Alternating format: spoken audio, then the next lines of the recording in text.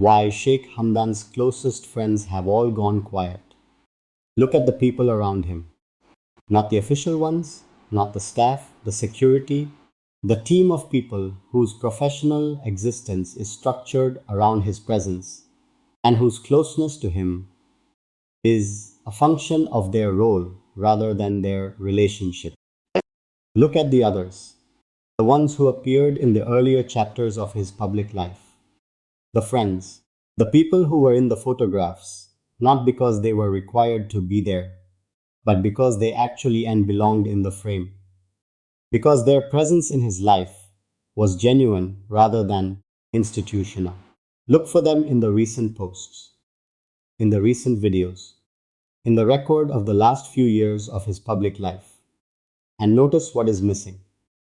They have gone quiet, one by one, in the gradual way that these things happen when the cause is not a single dramatic event, but the slow accumulation of circumstances that make closeness increasingly difficult to maintain. The people who were once visibly part of his inner world have become invisible.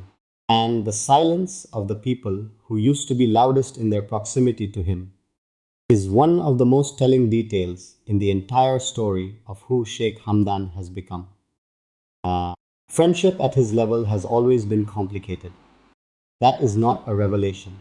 The complications that come with being close to someone in his position, the proximity to power, the management of what that closeness means and requires and produces, have always created a particular kind of pressure on the relationships that surround him. Most people who have tried to maintain genuine friendship with someone at the level of a crown prince eventually discover that the friendship and the position are in tension in ways that ordinary friendships do not have to navigate. What you can say, what you can know, what you are permitted to acknowledge knowing. What happens to the friendship when the things you know become inconvenient for the official story that the position requires? These complications have always been present in the relationships around Hamdan, but they have intensified in the years since the private chapters of his life became more complicated, and the intensification has cost him, one by one, the visible presence of the people who used to be closest. The first category of loss is the friends who knew too much, the people who were inside the circle during the most private chapters of his life, who knew about the woman, about the children, about the home he built and was told to leave, about the choices he made and had unmade by forces above him. Those people eventually found themselves in an impossible position. Knowing what they knew and being in proximity to the official version of his life, which was required to know none of it, created a tension that the friendship eventually could not sustain. Some of them were asked, directly or indirectly, to create more distance. Others made the calculation themselves, understanding that the cost of remaining close, given what they knew, and the management requirements of what they knew, had become too high for the friendship to bear. They went quiet, not because the affection ended, but because the circumstances made the closeness operationally impossible. The second category is the friends who disagreed with what they witnessed.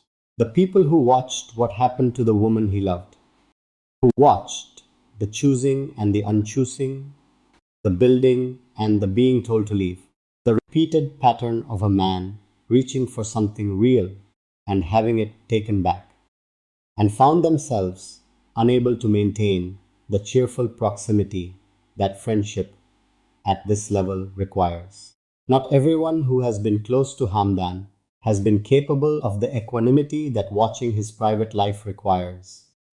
Some of them felt it too much, felt the unfairness of it, felt the specific anger that comes from watching someone you care about be treated as a piece in a larger game rather than as a person with feelings that deserve to be the primary consideration. And that feeling, the anger on his behalf that he himself has not been permitted to express, created its own distance. You cannot be loudly angry about something on behalf of someone who is required to be publicly accepting of it. The mismatch creates an impossible dynamic, and eventually those friends went quiet too. The third category is perhaps the most painful: the friends who simply could not keep up with the distance. The way Hamdan's life has evolved, the layers of management, the increasing complexity of the private chapters, and the official story that surrounds them. The growing gap between the person and the public figure has made ordinary friendship increasingly difficult to maintain. Ordinary friendship runs on access, on the ability to show up in a person's actual life rather than in the managed version of it, on the right to ask directly how things are and to receive a direct answer. These basic requirements of genuine friendship have become progressively harder to meet in the context of his life. And the friends who needed that access, who needed the real version of him to be available in the way that friendship requires, eventually found that it was not available enough to sustain what they had. The gap grew too wide, and one by one, the people who had once been closest became people who were once close, who remember what the closeness was like, who carry their chapter of the friendship quietly and at a distance. His poetry in recent years carries the specific loneliness of a man who used to have real company and now mostly has company that is official rather than genuine. There is a quality in the more recent work that is different from the loneliness of the earlier poems, which was the loneliness of loving someone he could not be with. The newer loneliness is wider, more ambient, the loneliness of a person who has lost not just the specific people, but the general quality of being known by people who are not required to know him, who are there because they want to be, rather than because the role requires them to be.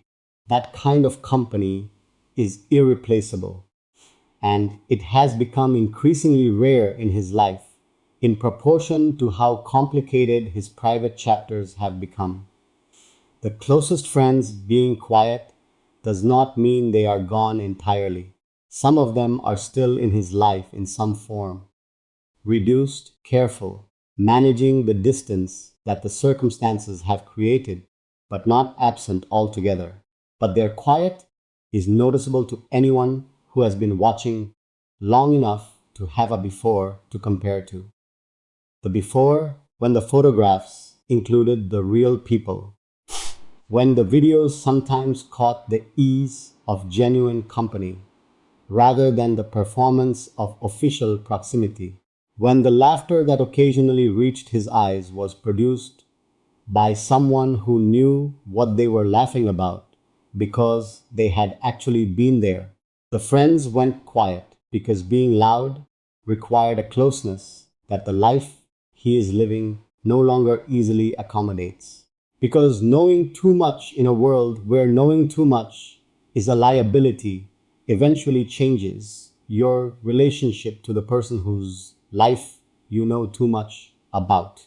Because genuine friendship and a perfectly managed public image are pulling in opposite directions. And over time, the image, backed by an institution and a family and a crown, has more strength to pull with than the friendship does. He is surrounded. He is never without people in the immediate sense, but the specific company of people who knew him before all of this and loved him during all of it and are still there on the other side of it. That company has become quieter than it used to be. And in the silence of the friends who have gone quiet, there is a story about what his life has cost. Not just in the obvious ways that people talk about, but in this specific, less visible way. In the friendships that used to be loud and present and real and have become careful and distant and complicated. in the before and after of who used to be in the frame and who is in it now. Subscribe to this channel and hit the bell. Every week I bring you the real story of Sheikh Hamdan, the friends who went quiet, the circles that got smaller, and the truth about what it really costs to live the life the world has been given to admire.